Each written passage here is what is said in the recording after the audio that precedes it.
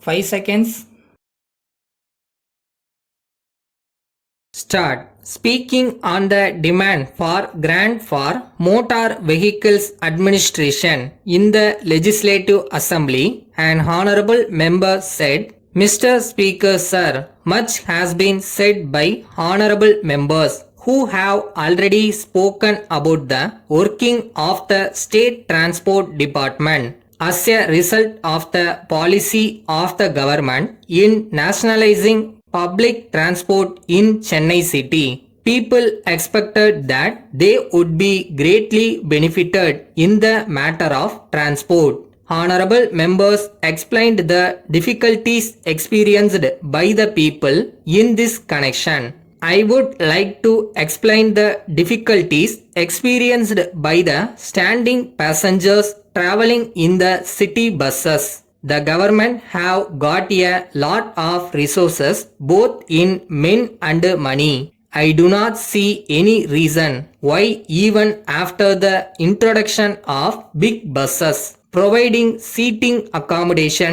to a large number of persons, they should still provide for standing accommodation in those buses. What happens is this. If there is standing accommodation for 10 passengers in a bus, if after 10 persons are admitted, a few persons want to enter the bus, they have to beg the conductor to let them in. I do not see any reason why the State Transport Department in the city should not set an example to private transport services in the districts in the matter of providing comfort to the traveling public in the city. Again, with regard to these large buses, we have found in our actual experience that they are not able to negotiate narrow turnings. Besides, there is also a lot of congestion in such places. So, instead of going in for big buses, I would suggest that the government may purchase smaller buses which will be able to move quickly. Further, by taking two smaller buses, more passengers can be carried. It is advantageous from the point of view of economy also. I would like to point out that the objective of the transport department must be to give as much comfort to the traveling public as possible. To increase traveling in buses by the poor people, the rates in certain routes must be reduced. Difficulties are experienced by the people in Mofasal areas also in the matter of transport facilities. Till now, there was a rule that the drivers and conductors should see before the bus was started that the petrol tank of the bus was full and that the passengers, after getting into the bus, should not be made to get down for the purpose of filling up the tank with petrol. I do not know why there has been relaxation in the matter of observing this practice. As soon as passengers get into a bus, when they are anxious to reach their destination as quickly as possible, suddenly, at the instance of the conductor, all passengers are made to get down the bus so that the petrol tank in the bus may be filled up with petrol.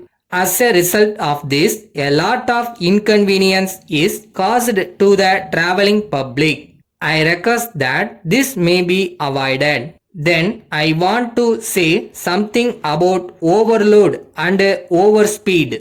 In the city, we have got peak hours, and in the Mofasal also, we have got peak hours. When the buses in the Mofasal get loaded, they start even before time. If there are no passengers, they linger for hours together and start at a great speed. They carry not only passengers but also a lot of luggage on the top of them. Sometimes these luggages are thrown into the buses. This causes inconvenience to the passengers. This is a matter which should be remedied by the government.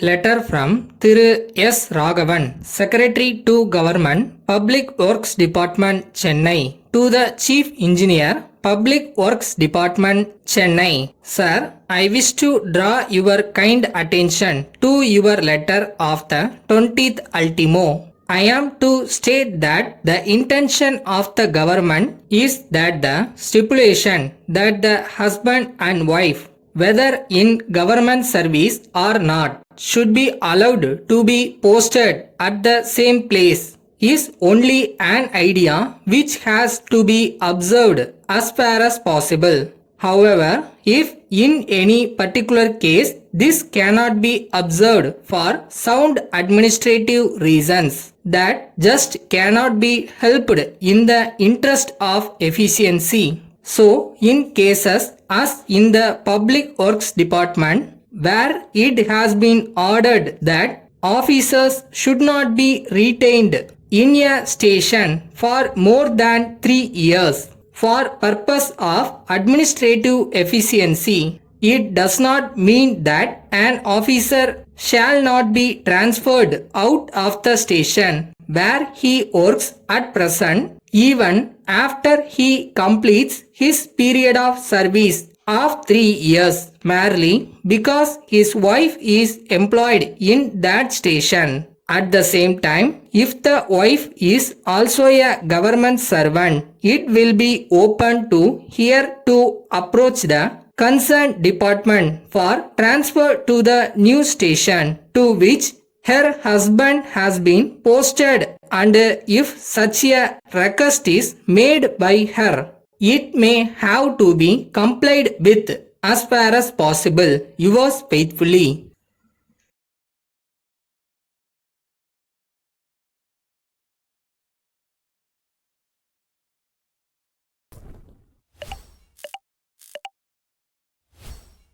கஷ்டப்பட்டு உழைச்சா ஜெயிக்க முடியாதான், ஆனால் இஷ்டப்பட்டு உழைச்சா கண்டிப்பாக ஜெயிக்கலாமா. So செய்கிற வேலையை ஜாலியாக பண்ணுங்கள்.